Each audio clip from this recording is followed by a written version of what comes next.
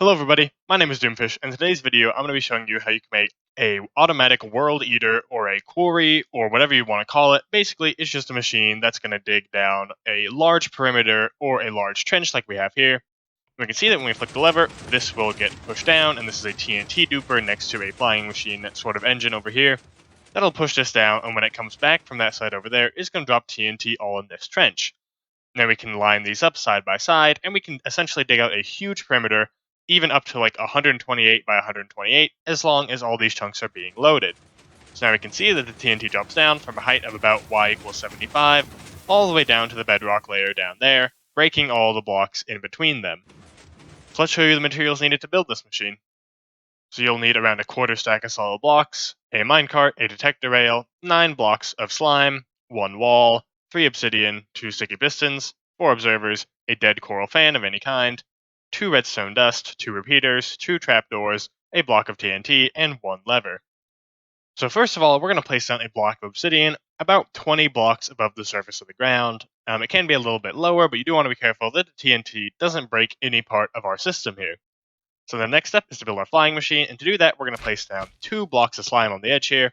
We're going to place down a sticky piston here. We're going to place down an observer right here so it's facing out. And we're going to place a slime block in front of it like so. Place down 1 sticky piston on this block right here. And then we're going to try and place down an observer facing upwards here. To do that, we're going to place down a block here. And we're just going to go ahead and place down our observer on this block right here so it's pointing upwards. Then go ahead and break that block and place down another sticky piston facing this direction out of this block with the observer on top of it.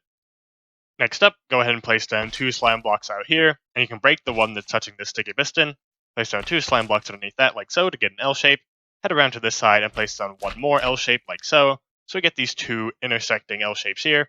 If we head back to the side, we can place down our coral fan here. And we can place down a wall here, and then a detector rail and a minecart on top of that slime block there. And then place down your TNT underneath this wall right here. Now, wherever you want your TNT to push to, or wherever you want to dig your trench out to, we're going to place down a block of obsidian corresponding to that location on this block right here. So for example, we can just place some temporary blocks out here, all the way to wherever you want your machine to stop. So let's say I want it to stop right about here.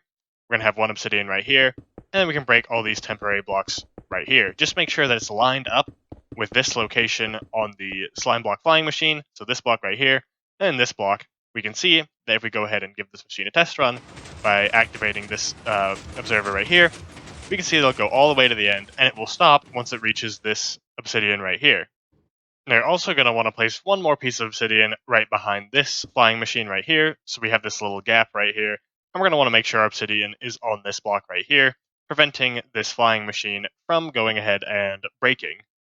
So now all we need to do is make our sendback system. So on this side, we're going to go ahead and place down an observer here with a block on the end of it. And then we're going to place down a block to the right like so. 1 more block here. We're going to place some redstone dust here. We're going to place a repeater set to 4 ticks here. Now we're also going to place a lever down on this block right here so we can go ahead and turn on and off this system. Now on the other end of our machine, on this piece of obsidian right here, we're going to place down 4 blocks facing towards this direction and then 1 block on top. And then we're going to place an observer facing to the right here. So we have it's going to line up with this right here, and it's going to actually detect when this observer comes over it. And then we're going to go ahead and place down a block behind this with a red piece of redstone dust on top, with a repeater set to 4 ticks on top of that, going into a trapdoor there. Then we can break our temporary blocks and head over to our other side here. And the final touch is to just go ahead and place a trapdoor on this block right here. So now our machine should be functioning completely fine, and we should see that just like in the example earlier, it's going to go all the way to the end here, and it's just going to keep on going back and forth so long as we do not flick this lever on, and we'll see that TNT will get duplicated, and it'll fall down and start digging a trench down here.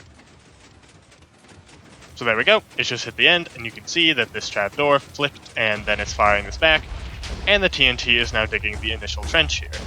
So you can see it's actually quite a bit of a messy process here. All that TNT is sort of bundled up in one spot, and it can get sort of thrown around. So of course, with anything with TNT, you do want to be careful not to leave anything that could possibly get damaged near this explosion. But once the initial trench is dug, it is much, much more consistent, and it's pretty much always going to fall and sort of dig out this area right underneath it. And then when we want to turn the machine off, all we have to do is go ahead and flick this lever when this machine is not actually next to the callback system over here. and we can see that it's going to stop over here, and whenever we want to start it, we can just flick that lever again. So like I said earlier, we can go ahead and link these up, so if you want to, I recommend placing one of these exact contraptions to the right or left, about 6 blocks shifted. 6 to 7 is a pretty good distance, where you should still get all of the distance, or all the blocks underneath there, broken, and you won't get any interference with the other parts of the machine. And then you can just go ahead and link these levers up, so when we flick it on, this machine stays off, and we go ahead and flick it back off, we'll see that the machine starts moving once again. So that's going to do it for today's video. I hope you guys enjoyed or found it informative, and if you did, don't be afraid to leave a like, and you can subscribe for more content just like this in the future, and I will see you in the next one. Peace.